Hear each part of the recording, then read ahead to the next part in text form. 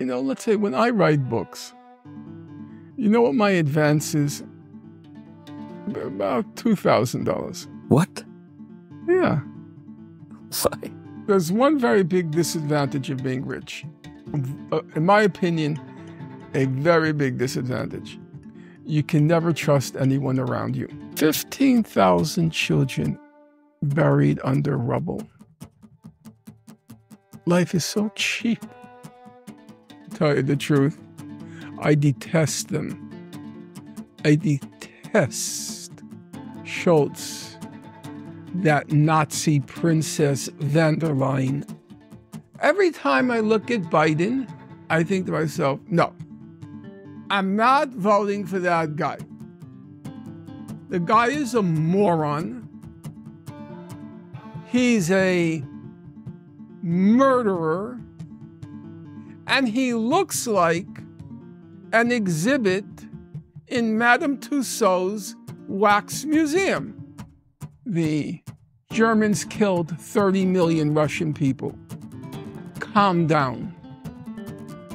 You want to send tanks to Ukraine on the Russian border?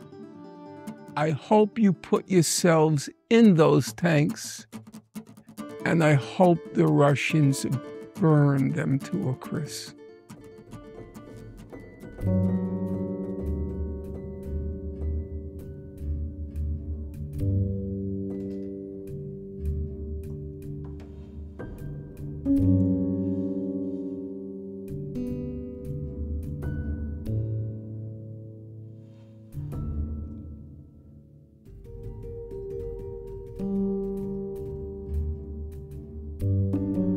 Mr. Finkelstein, thank you so much for allowing us into your living space, your working space. We are very happy to learn from you how I feel it to collect the lost and scattered goods that belong to all of us in the search of the truth. Can you share a truth with us that you have come across again and again in your life?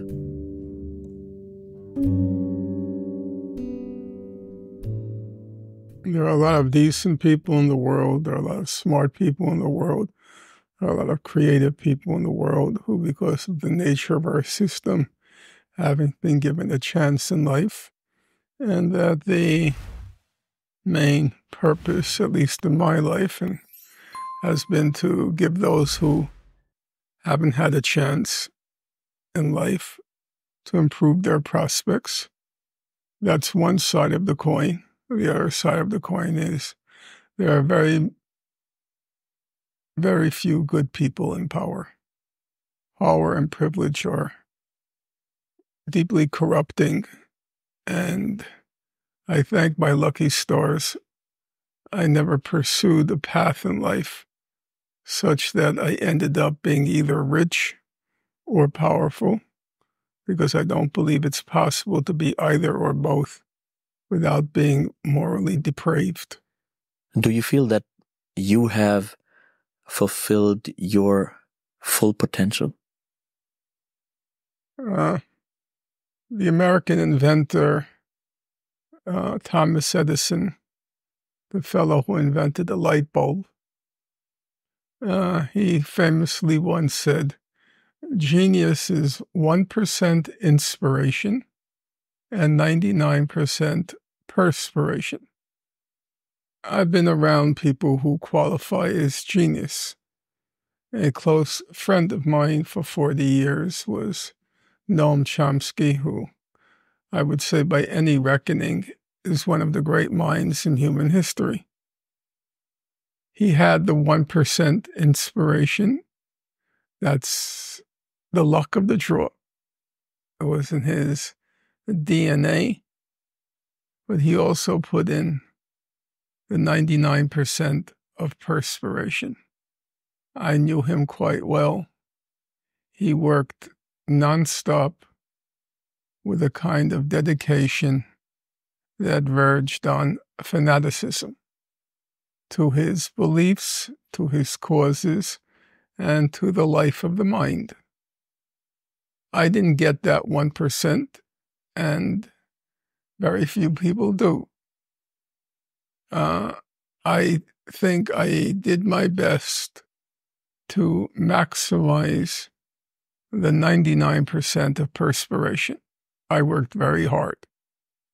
I don't think I squandered in my life. Squandered meaning wasted. I don't think I squandered much time in my life. I worked very, very hard. I perhaps made an error of working too hard with what's called, the expression is, with diminishing returns. So you can put in 8 hours and get an 8-hour return. But over time, if you keep putting in 8 hours, you're going to get just a 1-hour return. And it would have been much wiser on my part when I saw the diminishing returns to just stop and do something else. If you read the lives of the great revolutionaries of the 20th century, for example, the Polish-German revolutionary Rosa Luxemburg, her life was actually a very full life. She knew geology, she knew botany, she knew literature, and if you read about her years in prison, she was doing many things. Even though she was completely devoted to the cause, she had a scrapbook and collected plant life. And she was translating into German the Russian author while she was in prison, Korolenko. And I wish I had that capacity. My problem is I get overcome with guilt. I feel like, no, I should be working now. There's a famine in Gaza. There are 1 million children who are facing imminent death. So I can't do what they did. I wish I could. Lenin, Vladimir Ilyich, he loved to play chess. And he was a fanatic about chess. Absolute fanatic. People said when he would lose a game, he would cry like a baby. He was such a sore loser.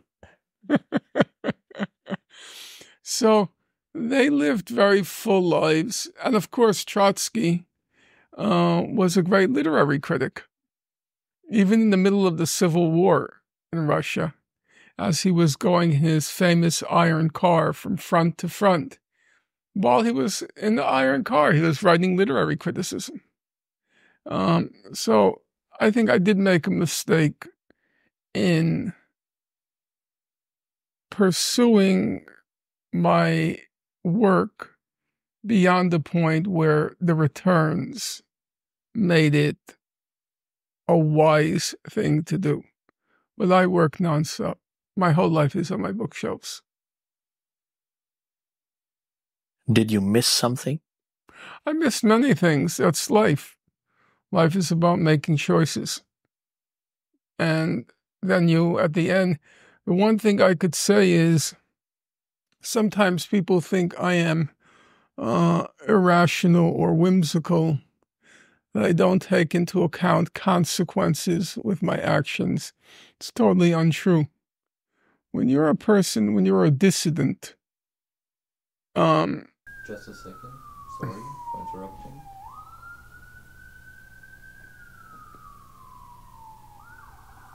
I guess they caught the Stasi agent. You wasted your time. When you're a dissident, every step along the way in life, you're going to reach moments. I call them moments of truth, where you know if you say X, you're going to take the path to fame and fortune. And if you say Y, you are going to end up a pariah. And every step of the way in my life, I knew when those moments of truth came, it wasn't like, in retrospect, oh my God, what did I do? It was never like that. I knew exactly what I was doing. I made those choices. So I have no grounds to be bitter. And overall, I'm not bitter. I knew exactly at every step of the way what would be the consequences if I said Y instead of X or B instead of A. So at this point in my life, as I said, I don't really have grounds for regrets because I knew exactly what I was doing. I was an adult. I understood the consequences of what I was doing, and I weighed them, though most often I never even had to weigh. I knew what I was going to do with my life, and I was never tempted, ever, by fortune or by fame. I can't say it never interested me, because that wouldn't be human, but it never tempted me. I always knew that I would follow the path of truth and justice as I understood it, and the other things,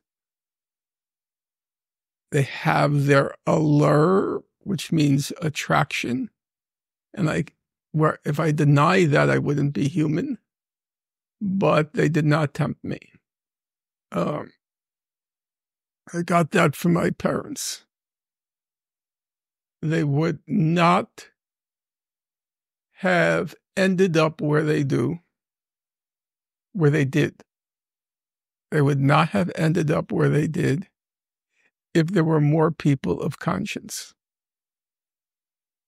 So out of respect for what they had to endure in their lives, I would never be tempted by things which, in my view, come with a very big price. If you want the fame and you want the fortune, attached to it is, in my opinion, a very heavy price, which I have never even entertained the possibility of paying. Never, ever crossed my mind. I remember Professor Chomsky's first wife, she died of cancer. She was a close friend of mine. And occasionally she would reprimand her husband, Noam Chomsky, for not warning me sufficiently of the price I would pay. And I would tell her, Carol, it's just not true. He warned me many times, but there was never any possibility that I would be tempted, because as you know, I never had a job in life. I never had a job. Never. It's a strange thing when you come to the end of your life and you realize you were never employed. Yeah, it's an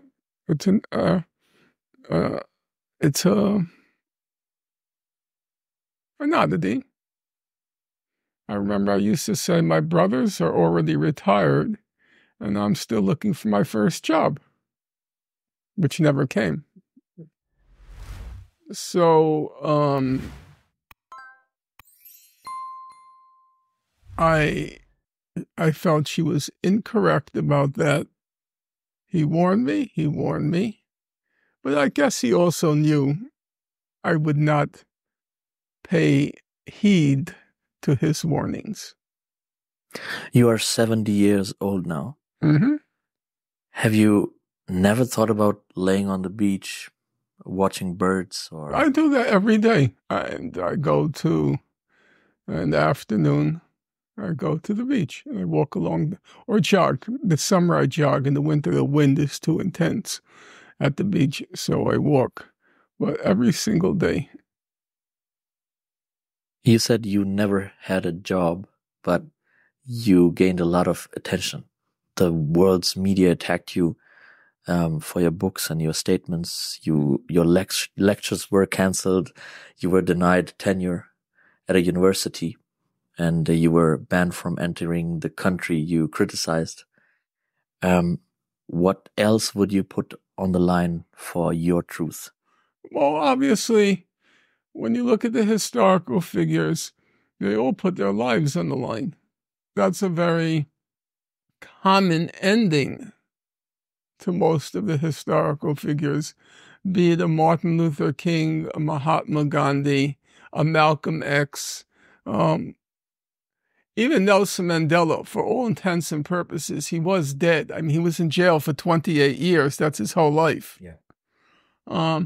So whether I would put myself, it would be silly for me to say, oh, sure, that's a completely absurd statement to make.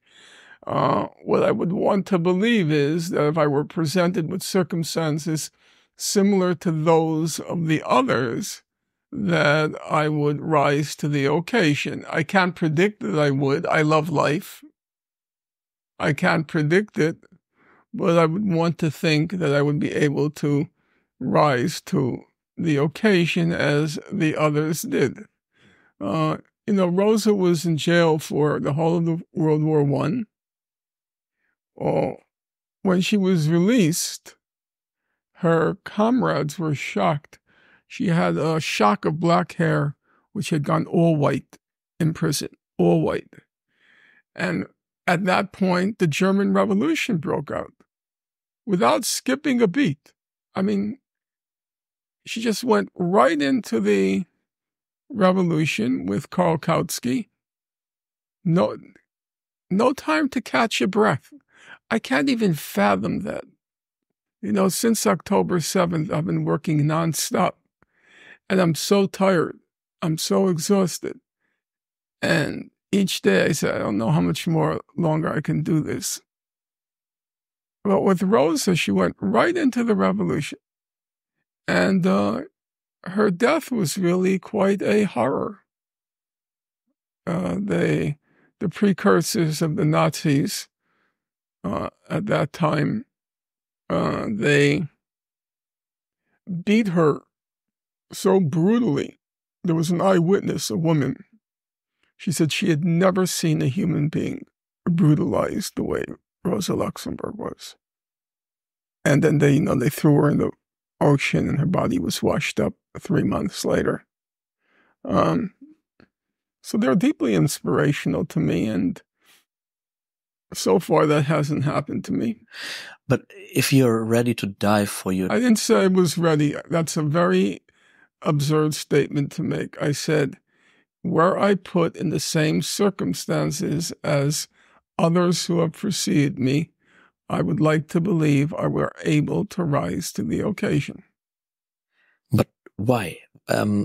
My question is, what are you fighting for and against whom?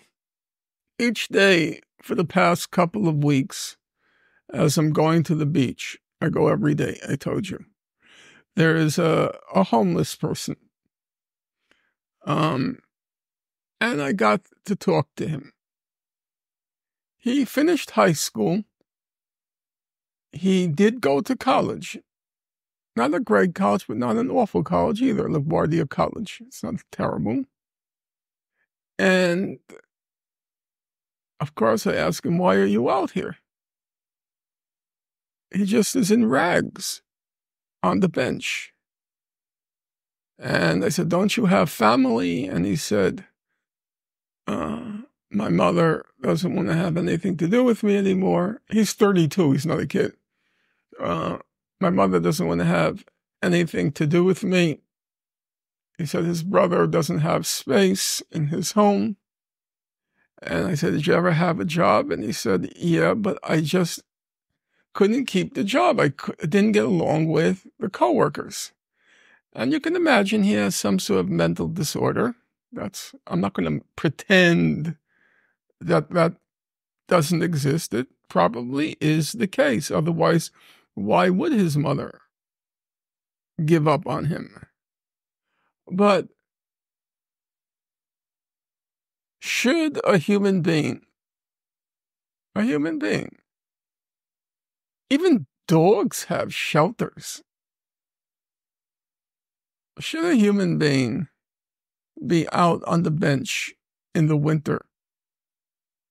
The summer, it's not a horror. But in the winter, in the snow, in the rain, it doesn't compute for me.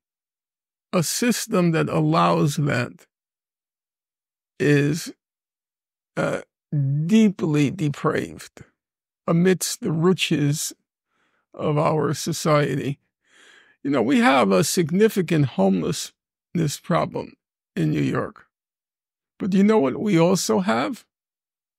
We have a significant number of skyscrapers which are literally empty.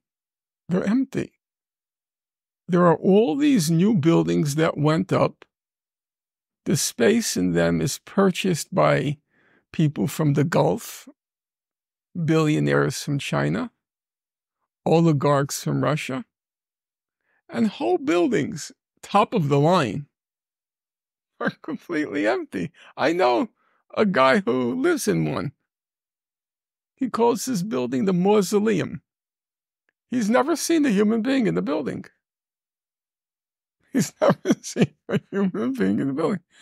So what do you say about a system which simultaneously has 30,000 or so homeless people who are existing in the elements, and on the other side, you have these skyscrapers that are empty? That doesn't compute for me. Yesterday, the headline in the New York Times was, the U.S. gave money to Ukraine and gave money to Israel, billions, billions, billions, billions. And our president, he declared after the signing of the bill, this was a victory. This is his words. It was the headline of the Times. This was a victory for world peace. You know, that's like a satire of George Orwell's 1984. For him to declare a victory for world peace. Is he a maniac? Is he a lunatic? Is he a freak of nature? No. What do you say about a statement like that? Who is more mentally ill? Really, ask yourself the question. That fellow who doesn't get along with his coworkers, and I assume he has some sort of mental disorder or disability, or somebody who declares sending billions of dollars to a genocidal state is a victory for world peace. I don't understand, honestly. I couldn't even imagine how any sane human being could coexist with the kind of world we live in. I really can't. I can't fathom it. And do you know what? I don't want to fathom it. I was once in a debate not too long ago with Israel's chief historian, and we were talking about the various, I was saying, not him, the various crimes committed by the Israeli Defense Forces. And he would say things like, you have to get inside the head of the Israeli pilots. You have to get. I said, Professor Morris, I don't want to get inside their head. I honestly, I don't want to get inside a lunatic's head. I don't want to go there. You have to get inside the mentality of Israelis. I don't want to get inside the mentality of Israelis. I think they're all crazy. I'm not interested in getting inside their head. But if you talk about the homelessness problem and the skyscrapers that are empty, do you think that the man who is homeless, is this a side effect, or is it part of the system somehow? It's clearly part of the system. You cannot tell me that a sane society couldn't figure out a way to accommodate this person except to throw him into the street. I cannot believe that. There has to be a way to do. You know how I know? Because and I'm not being facetious here, I'm being absolutely honest, we would not allow that to happen to a dog. We have an American Society for the Protection of Cruelty to Animals, ASPCA. They would not do that to a dog. That to me is without question. So if you're telling me that we can't do better as a society than to treat a human being worse than a dog, I'm all for protecting dogs from cruelty. That's fine. I'm a vegetarian. I believe in the equality of all sentient life. But surely that has to include a young man who did finish high school, who did finish college, but he seems to have I didn't say he finished college. He attended college. I'm not sure how far he went. Who seems to have some sort of mental disability that he's unable to get along with his coworkers. In a sane society, they would just have trained him on a computer and he can work at home. Okay, now tell me who is responsible. I think it's a wretched system. I am very old-fashioned about that. I think a system that's built on profit, on accumulation of wealth,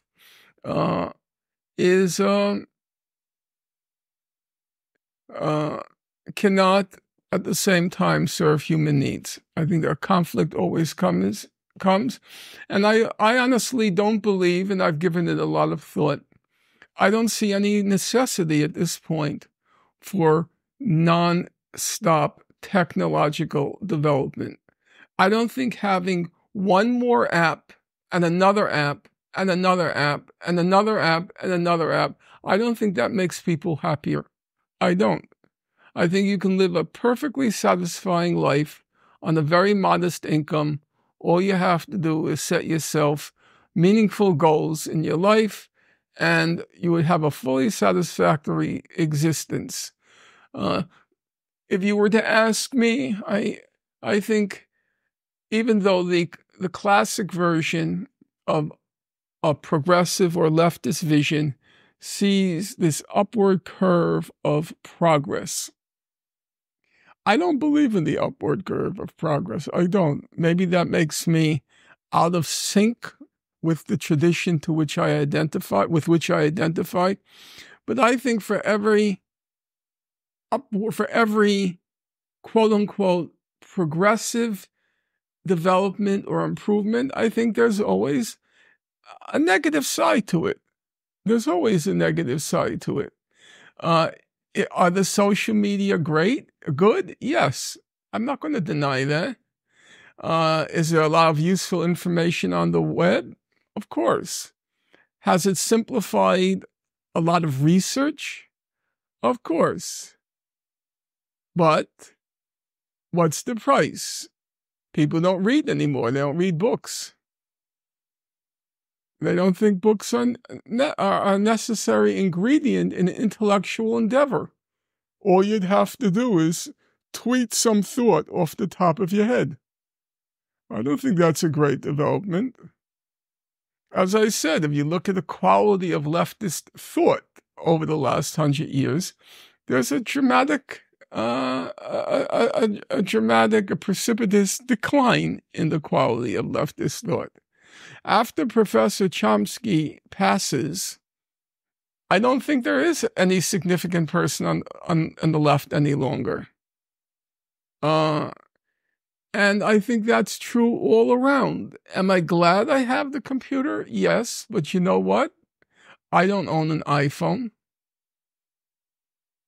I never go on the social media. I have people who put stuff up for me. I don't go on any of the social media. I consider all those things a distraction from a meaningful life. So I will acknowledge that there's a value to some of the improvements in technology, but in general, I think you can live a perfectly meaningful, satisfied life if we just leveled off technological development at the current development. The whole nature of our system can be captured. It's very easy to capture the essence of our system. The essence of our system is, come Christmas time, the holiday season, most department stores and retail outlets, they depend on Christmas time for 20% of their sales for the whole year, about 10 to 20%. It's the Christmas season, okay? Now, then at the end of the Christmas season, they tell you whether sales went up. And if sales went up 50%, let's say, it's a bonanza. Everybody's very excited. If it goes down, then it's a disaster, okay? A disaster. Now, everybody agrees the Earth's resources are finite. So rationally, you should be euphoric if sales went down. It means fewer of our Earth's resources are being squandered, and there will be more available for future generations. So you should be very happy that sales have precipitously dropped. And all that means is people came to the realization we didn't need to purchase that piece of junk or that piece of junk, that we will be perfectly happy without it. Why should that be a source of despair, despondency, a tragedy? But it's built into the nature of our system that unless sales soar, it's a tragedy. I would think it's a wonderful, I'm not trying to be facetious. I think it's a wonderful development. It means people have found non-material ways to happiness, pleasure, enjoyment. They decide, you know what? I don't need another iPhone. I'll just go and walk in the park. No, that's true. Yeah. And I think we would have fewer exploitation, fewer wars for resources. We would have a lot less war, a lot less death, a lot less destruction. I mean, the very fact that our country, which is supposedly the leading democracy and capitalist country in the world, the very fact that for the second time, the very best that our political system could generate of the 360 million people, the very best our system could generate for the second time is Biden and Trump. That's a very deep, that's not a joke.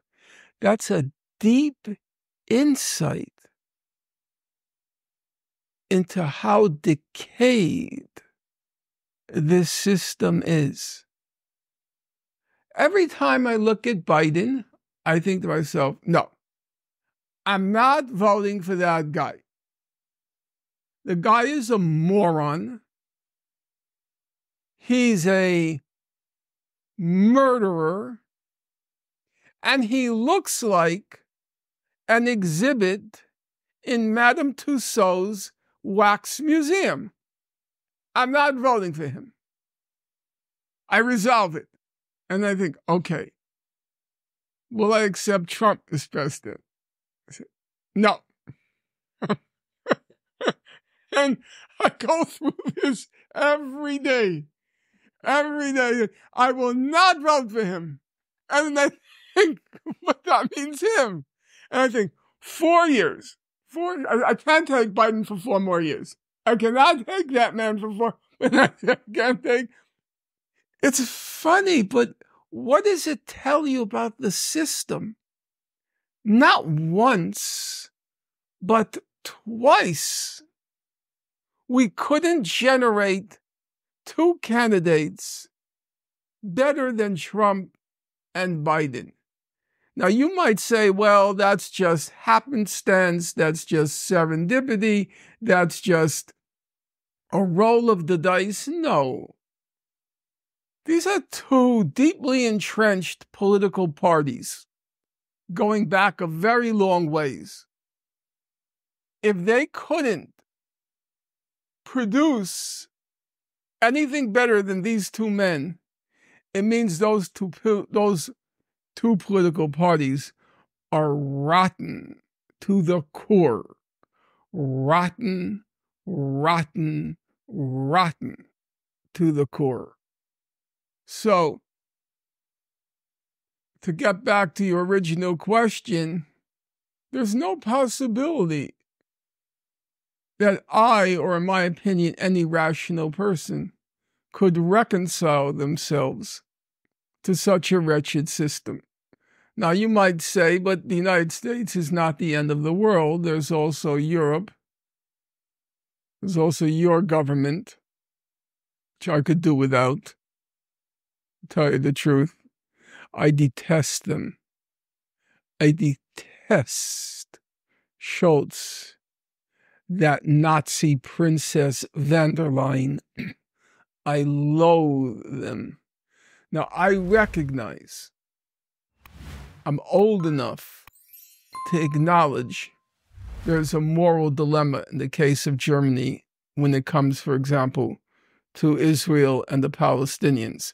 With van der Leyen, I don't recognize any moral dilemma. She's a Nazi. She's a Nazi princess. She looks like it. She does. The lean, blonde-haired, blue-eyed Nazi Übermenschen. She's exactly the type. You could see her in the crisp Nazi uniform. She looks it. She looks the part. But, there are other Germans who I recognize the dilemma. However, having recognized the dilemma, there are other ways you could have handled it. Number one, when it comes to Russia, you, and I don't mean you personally, the Germans killed 30 million Russian people. Calm down. You want to send tanks to Ukraine on the Russian border? I hope you put yourselves in those tanks, and I hope the Russians burn them to a crisp. Don't be sending your German tanks on the Russian border. You killed 30 million people. Know your place. When it comes to Israel and Palestine, I recognize the dilemma. But they could simply have said, we will defer in all our judgments to what UN officials are saying. The UN officials have established a reputation, a track record for objectivity, and we will accept their determinations as our own. That, to me, would have been a perfectly legitimate position. Defer to what Gutierrez says, defer to what the head of UNRWA, Philippe Lazzarini, defer to even what Joseph Borrell, the European foreign policy chief. That to me was a reasonable position. But what they're doing, abetting a genocide, no.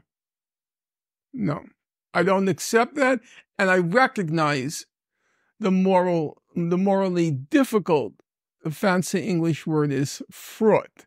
That means heavy with burdens. I recognize the morally fraught position, but the way they're handling it, totally, completely unacceptable. Can you explain something to our German viewership? We are a major arms supplier to Israel. Our government restricts... I think the second main one after the U.S. Yes. our government restricts freedom of expression with regard to Palestine. Every major political party in Germany is pro-Israel. Not really pro-Israel. They're cowards. Part of them, look, there are two sides to it. Part of them is, it's that a lot of Germans are very protective of their genocide monopoly. They're not willing to share it with Israel. So you have that type. And then there are Germans, hey, countries don't change overnight. You take our own country. We had a civil war. We had a civil rights movement. If you were to ask me, is racism still deeply entrenched in our country? I would say, of course. The Civil War was not a small affair. 700,000 Americans died in the Civil War. It was by far the bloodiest of all American wars. Only about 300,000 Americans died during World War II. The Civil War was very bloody. And the Civil War really shook the roots of our country, the civil rights movement. But still, the racism is entrenched. And I think now aspects of German character and society which are deeply entrenched are coming out again.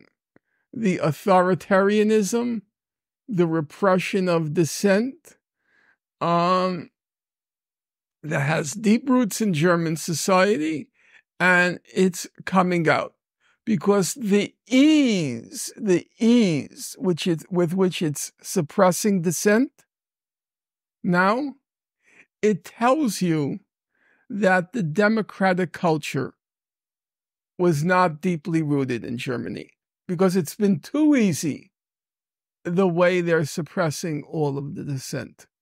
I think you're right, but the public opinion in Germany does not correspond with the published opinion. I'm sure that's true.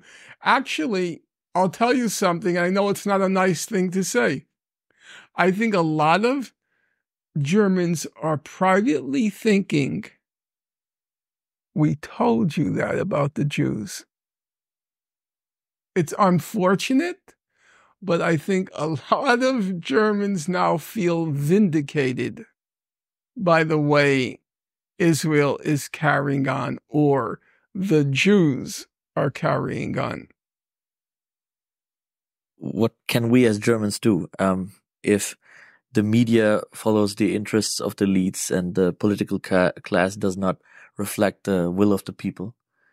Is there a chance? I think, as I said, there's not an easy answer to this question because of Germany's historical record. But there are ways, I suggested one a moment ago, to say, yes, as Germans, it's not easy for us to condemn Israel. On the other hand, as human beings, we can't condone an ongoing genocide. And so you have to carve out a path. And I think one of the paths that you can follow is to simply defer to expert humanitarian opinion on the subject, be it Human Rights Watch, be it Amnesty International, be it UN officials, be it the EU foreign policy chief, and simply say, we're in a morally complicated position. We have therefore decided not to take an independent position, but to solicit the opinion of those who seem to have a track record for objectivity and moral concern. Gutierrez has been pretty good. If you compare him to Ban Ki-moon, Ban Ki-moon was a living corpse. He's not been bad. He's not been great. But he's weak. Well, that's the nature of the UN system. They have to take orders from the United States. But given his position, it's not been bad. So you simply say, we will defer to Gutierrez or we'll defer. I think that's a reasonable position. I don't want to pretend I'm old enough to recognize that you can be in morally and politically difficult situations. And I think Germany is one, in one, though not with Ukraine. Ukraine is despicable. It's despicable. You're sending tanks against Russia? No. You always talk about your debt to Israel, to the Jews? Fine. That's no problem in my book. But what about the debt to Russia? You killed 30 million Russian people.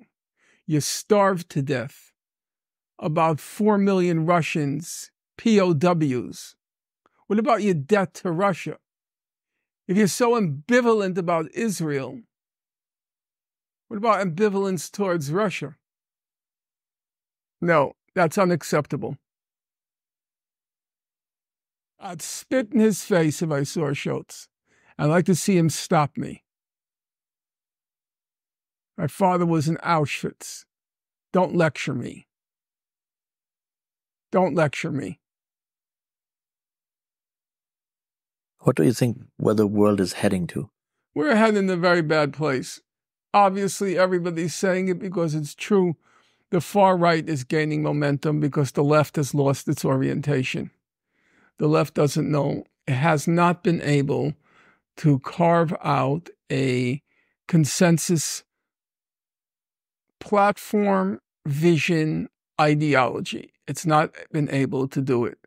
Part of the so-called left got completely sidetracked with this lunacy called identity politics and cancel culture. It's complete mental derangement. Mental derangement. Another part of the left stuck to the old path and got pretty far, be it Bernie Sanders in the United States or Jeremy Corbyn in the UK. They got pretty far, but they were stopped. In my opinion, I would have continued on that path, get some younger blood, and hope that they could push it through to the end. Yesterday, my team spent time in Manhattan, and we saw the glitz and glam and the sparkling lights. And for us, especially coming from Europe, from Germany, and being flooded by alluring images of U.S. capitalism. And Gandhi called it the cheap tinsel of Western civilization. He did. The tinsel, which I think he had a point. And we are, manipulated since birth with these images. I don't know. I would say that's a slightly too passive formulation for my taste. Everybody has it within them. Gandhi famously said the most powerful word in the English language is no. We all have it in ourselves to say, you know what? I don't really need this. Yeah, that's why we are sitting here. But there are a lot of people that are not thinking about it. And as we were walking through the streets, it felt like, or everything appeared to be iconic and somehow epic, and it casts a spell where you can forget time and space, and you can get lost into the spectacle and all the pleasure and the promises and dreams. And it is easy to turn away from the dark realities. I don't begrudge that. I'm very rarely there. I very rarely leave my neighborhood. But the other week I was there. I was speaking somewhere. Oh yeah, I was speaking at Columbia. No, yeah, I attended the encampment at Columbia. And so I walked down and I passed through Times Square. I thought it was nice. Lots of people in the street. That I thought was kind of nice. People being with people, because now, because of the advent of the social media, there's a lot less personal communication. If you walk into a subway or you walk in a subway car. Now, a subway car, I'm old enough to remember what a subway car, if you just were to Google it now, subway car 1950s, okay? You know what a subway car looked like? Everybody's reading the newspaper. Everybody's reading the newspaper. Now everybody on their iPhone. Nobody's reading a book. No, the only one who read books now are Orthodox Jews. They still read the Talmud. They're the only ones. They still read the book. The people of the book are still reading the book. But otherwise, and even if you go into a restaurant, you can have a family gathering, everybody's on their iPhone. So when I see people in the street and actually having human encounters, I think it's okay. I kind of like it. I'll tell you the truth. I kind of like it. You'll see the same thing in Coney Island Boardwalk. When there are crowds in the summer, there's a lot of music, ethnic music, Puerto Rican, African. So that kind of human engagement I like.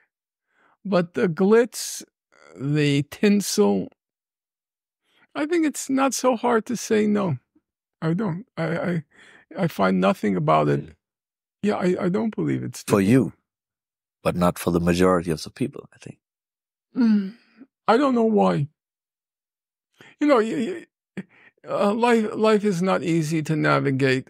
I learned to live on very little. I don't really much care. But you have to raise kids and then college and all sorts of things. I can understand people being more preoccupied with material things than I am. It's a responsibility. Once you bring a life into the world, then you do have to educate it. That is a responsibility. But I also believe I was raised very modestly. You know, I was in a lower middle class neighborhood, but very ambitious, very ambitious. You know, my high school, which was a public high school, was not a private high school. Chuck Schumer, the current majority leader, went to my high school. Bernie Sanders went to my high school. The Supreme Court Justice Ruth Bader Ginsburg went to my high school. 5, believe it or not, 6 Nobel laureates went to my high school. 6. Public high school. Modest. So, we, you know, take someone like Chuck Schumer. His father was an exterminator. Very modest. Bernie Sanders, his father was a door-to-door salesman. We were very ambitious.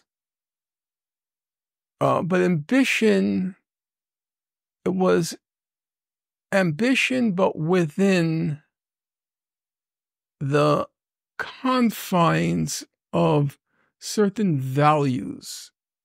So, of course, every Jewish boy and girl wanted to be a doctor, but not necessarily because the doctor was the best paying job. It was, but because it represented the highest intellect, science. You had to be very good in science and math. If you take that picture from my, no, below it, that one. That is my 6th grade class.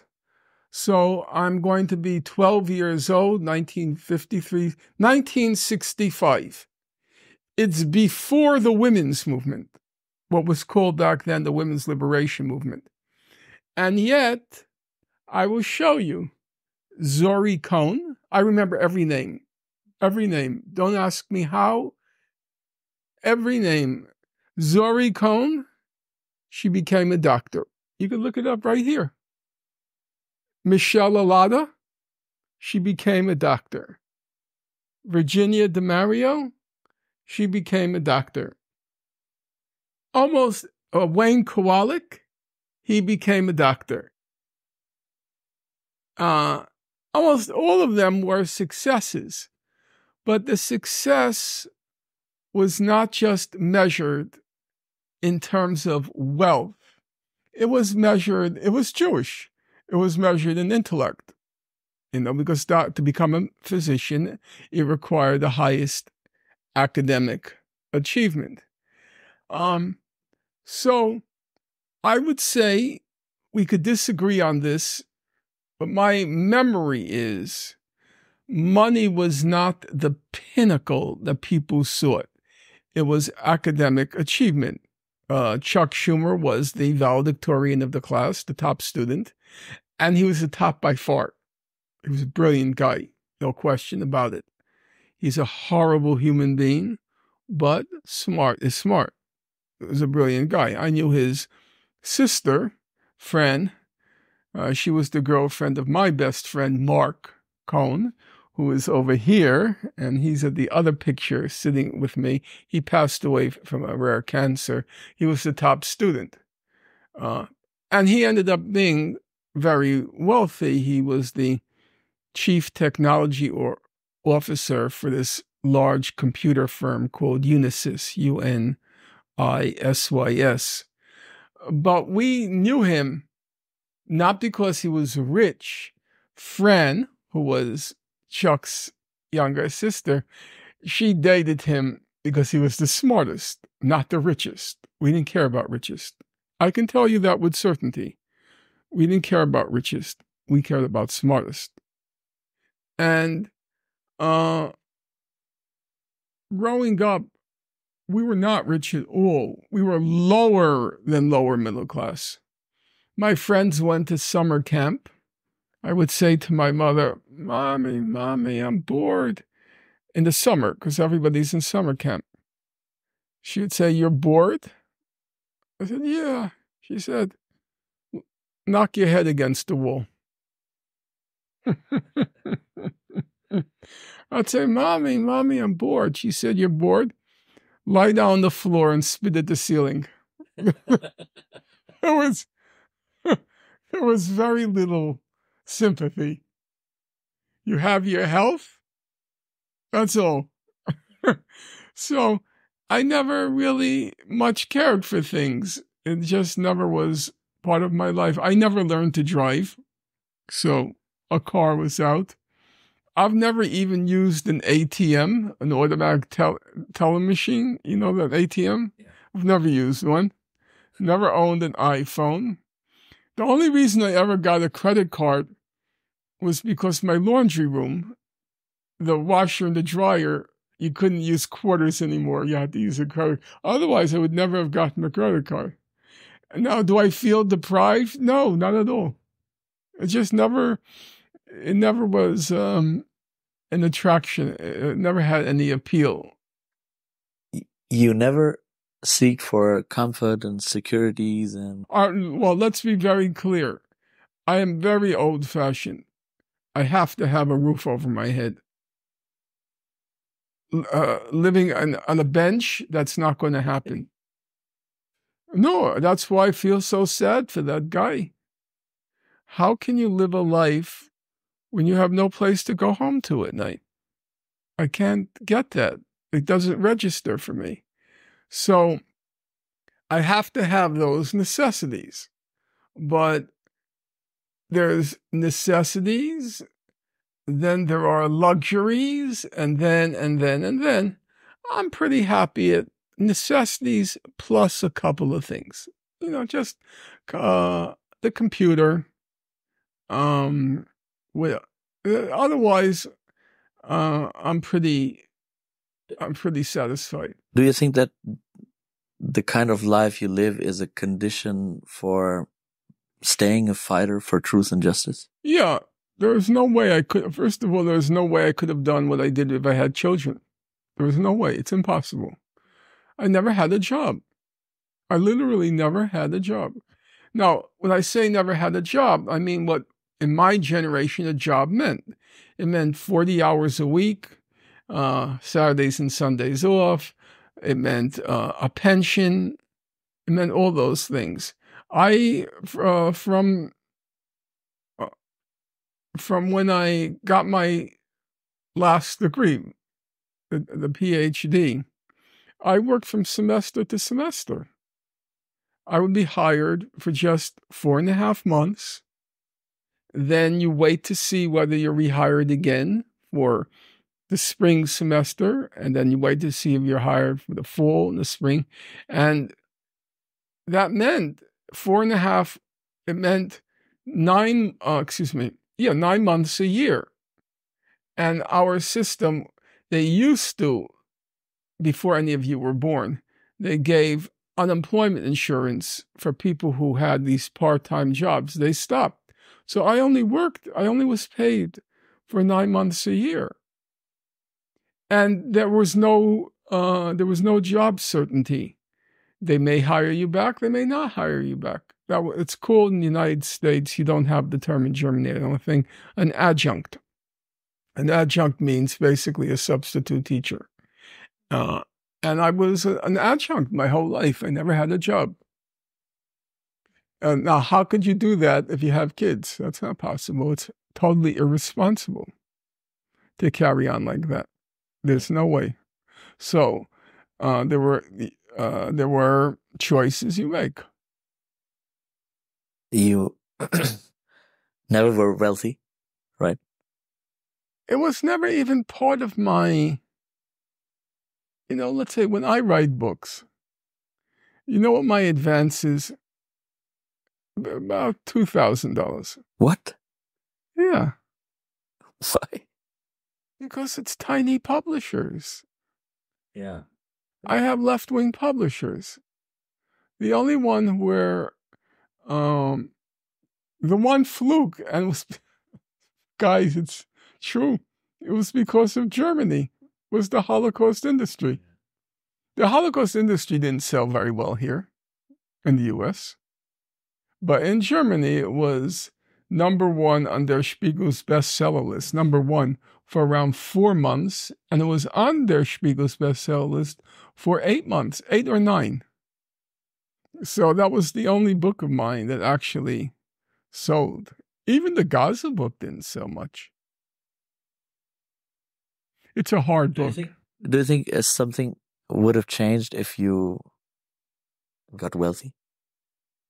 How would it affect you? I wouldn't want it. I don't want to pretend to be Jesus. I'm very far from Jesus. Yeah. As Gandhi liked to say, I have 10,000 flaws, and I have 10,000 and more flaws. However, there's one very big disadvantage of being rich. In my opinion, a very big disadvantage. You can never trust anyone around you. You don't know what they're there for. Are they there for you, or are they there for the money? I wouldn't want to live that kind of paranoid existence. And I wouldn't want to have to live the cynical existence of saying, well, yeah, of course they're here for the money, and that's the way life is, I wouldn't want that. I can't even, I don't want to go further. I'll simply say what I just said, that once you have money, you can never trust why people are in your company. And I don't think that's a wonderful way to live. It's a paranoid existence. The problem is, you know what? You know the expression, even paranoids have enemies? You know that expression? Yeah. Most of the time, if you have money, the reason people are around you is for the money. It's not just paranoid, it's the truth. I wouldn't want to live that kind of existence. I wouldn't. I never had anything except for one thing. I knew who my real friends were. And that's, it depends on what you attach value to in life. If I had students who respected me, and I worked hard for my students, very hard. I go the extra distance because Professor Chomsky went the extra distance for me. He didn't have to. Whatever I wrote, he would get back to me in an hour with criticism, you know. So I do that. But students know a recommendation from me is not going to get you anywhere. So they're not doing it for a recommendation. And so I have a good relationship and a satisfying one. I've helped quite a number of students in ways which they succeeded. And I'm very enthusiastic about that. I like to give people a chance. I think that the definition of a good society is where everybody has a fair chance at life's happiness. Now, as you know, most people mess it up. They have the chance, but for this or that reason, they mess it up. And they ruin their lives, even though they had a chance. But it's not for me to judge what is the purpose of life. It's for me to give people a chance. If you were to ask me, do I think life has any meaning? I'd say no. I have to be honest about that.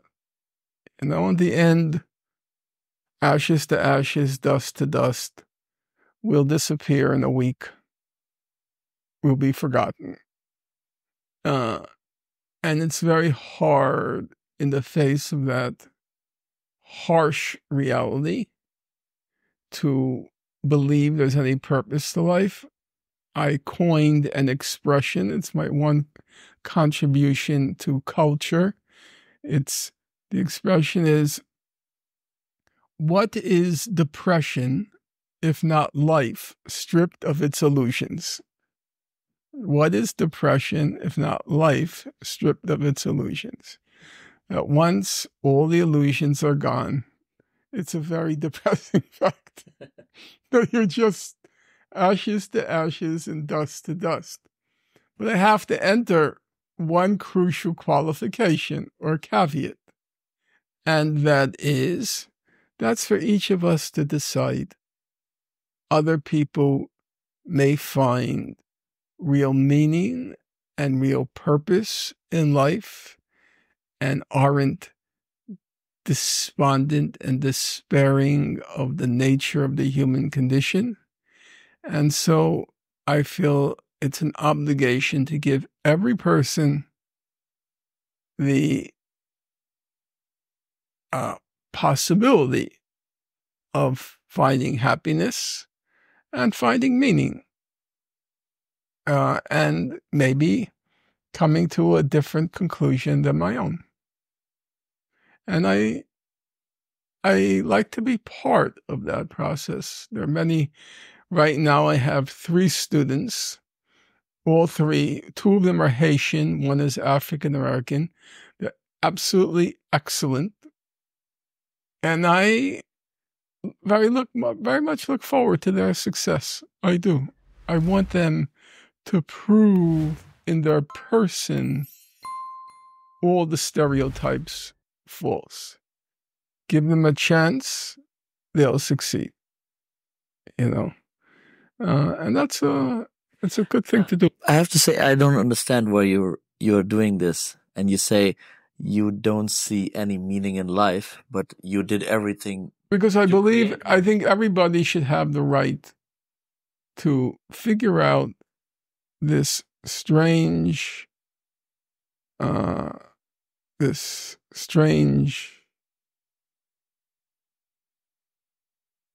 thing called the human experience. Doesn't make really any sense when you think hard enough about it. But that's for people to decide for themselves. I think Professor Chomsky was asked that, and I guess when he was around 95, and he felt he was absolutely sincere that he found life very rich and meaningful.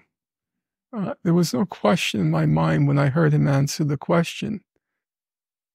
I was watching it on YouTube that he did.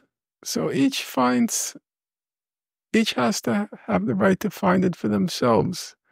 I believe, and I believe they should be free of the torments that have been inflicted on people for no good reason. What amazes me most about watching the scenes unfold in Gaza, what amazes me most is how cheap life is when it comes to those people.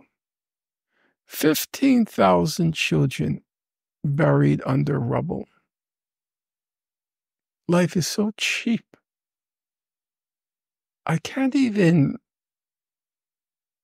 as Oprah Winfrey would say, I can't wrap my head around that. That people could so it's not trivialize. That people could be so indifferent to the magnitude of that horror that I couldn't be indifferent to it, even if I were completely convinced that every one of those children is going to live as meaningless a life as well. I could never be indifferent to that. I can't even fathom it. I can't fathom it. I can't fathom 15,000 children buried under rubble because of this madman or this mad society. It's a lunatic, totally lunatic country. So I think, human beings are complex and they're contradictory. I was writing it to somebody the other day. Human beings, their psychology is very hard to grasp because it's so contradictory. The most conceited people are simultaneously the most insecure people. You find the most conceited person is always the most insecure person. How can that be? Those are opposites. But well, guess what? That's the way people are. It's very hard to capture in a rational formula what it means to be human.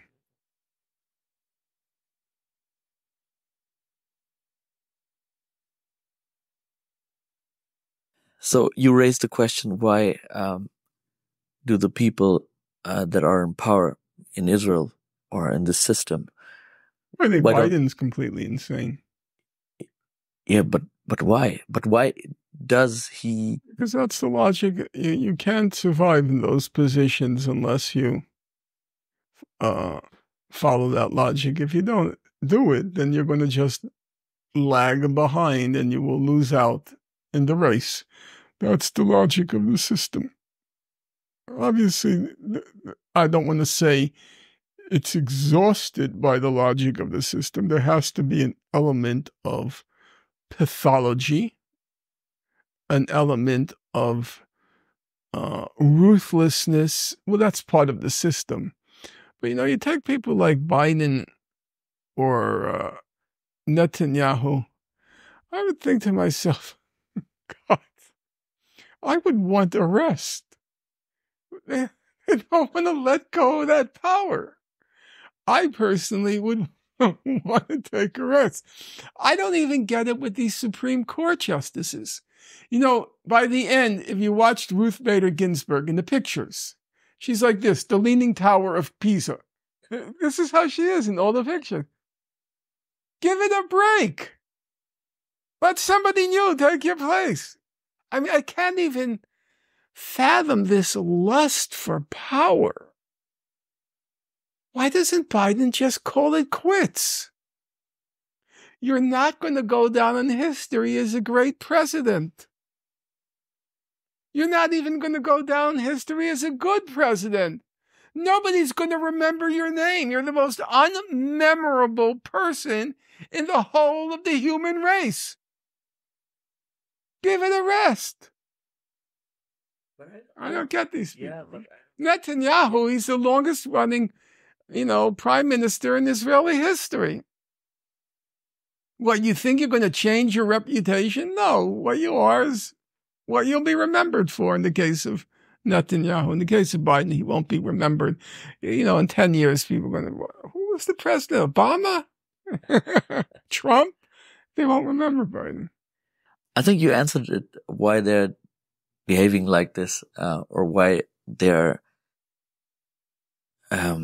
doing all of this. I think that you said lust for power, and that's the weakness they are being controlled by. Do you think that they are free in those positions? Everybody is. I don't accept any of this notion that they're not free. Everybody, actually, I was just having this conversation with Professor Chomsky's sister-in-law, who's a friend of mine. And she was saying, she's a radical, like her brother-in-law.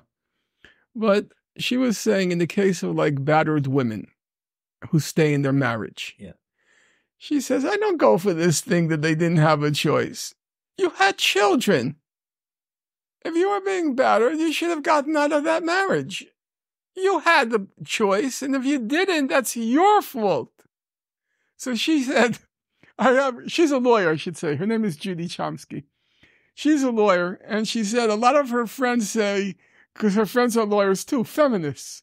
She laughed and she said, a lot of my friends say, I'm glad you're not on the jury. But she's like, take charge of your life. Don't make excuses. You're not a passive, a passive vessel. You make choices. So, no, you made a choice. I'm not going to give Biden a pass. I didn't give Bernie a pass.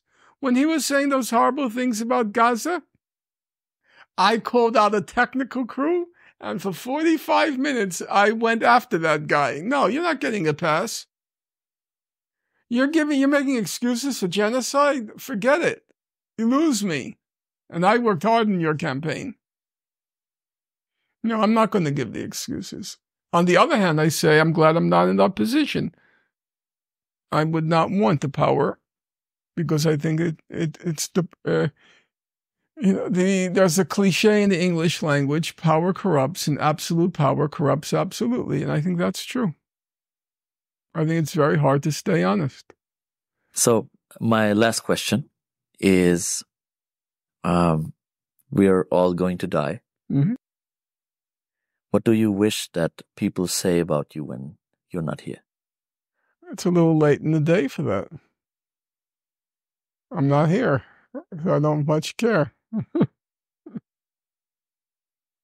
I would like that those people whose lives I've contributed to, I would like that they will remember that somebody who had no, we use the expression, no dog in that race. I just, out of a sense of moral commitment, helped them out. Just like people helped me out in my life. And I hope that example they will pass on. That one of them will almost certainly be a judge. I think he might be a federal judge. He's got the capacity. That he will remember when he has to sentence people, which he will. That he will remember the importance not just of the law, but values like generosity and there, but for the grace of God, go I. I could be the one who is not doing the sentencing, but the one who's being sentenced. And to have a human feeling. That was one of the things I remember most about my mother. She liked everyone. She liked money. She cared about property values. And in my neighborhood, if, say, a Black person moved into our neighborhood, property values went right down. So your main investment was your home. And I was growing up, it wasn't stocks, it wasn't bonds, it was the house. So everybody worried about property values. And my mother was not different. However, once there was talk about building a homeless shelter in my neighborhood. And a homeless shelter means Black people, it means poor people, it means crime, it means property values go down. And I was very surprised. My mother said, build a homeless shelter. That didn't sound like my mother. She cared about property values. So I asked her why. And she replied, you never know where you will be tomorrow. I never forgot those words. You never know where you will be tomorrow. And I knew exactly what she meant. What did she mean? She was in the Polish middle class. She got an excellent education. She knew Latin. She knew classical music. She went to concerts. She went ice skating. She had a beautiful life. Loved her parents to death. And they apparently loved her to death. And then she was attending Warsaw University. She was studying in the mathematics faculty. And then overnight, she found herself in the ghetto, in the Warsaw Ghetto. Everybody around her is dying from typhus, from dysentery, all the dead bodies as she's walking through the ghetto. Everybody is hungry, hungry, hungry, and homeless. You never know where you will be tomorrow. And that's why, even though she loved her home and she cared about the property values, she said, build the shelter. Because you might be the person who's homeless. That would be the furthest thought from her mind when she was growing up. And she ended up homeless and hungry. So that's the lesson I learned. Treat others as in, there but for the grace of God go I.